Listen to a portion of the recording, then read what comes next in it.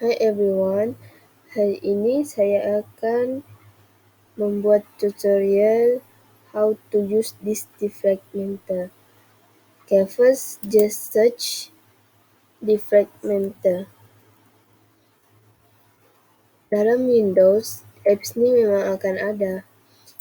Masuk di sini, so dia akan tunjukkan, dia show kita punya drive. So di sini dia ada 2 drive. Untuk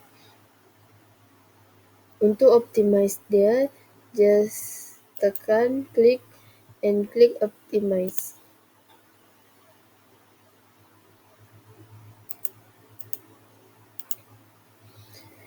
Fungsi Disk Defragmenter ni ialah untuk reorganize file, iaitu untuk menyusun semula file yang ada dalam hard disk kita, jadi operating system boleh akses data dengan lebih cepat.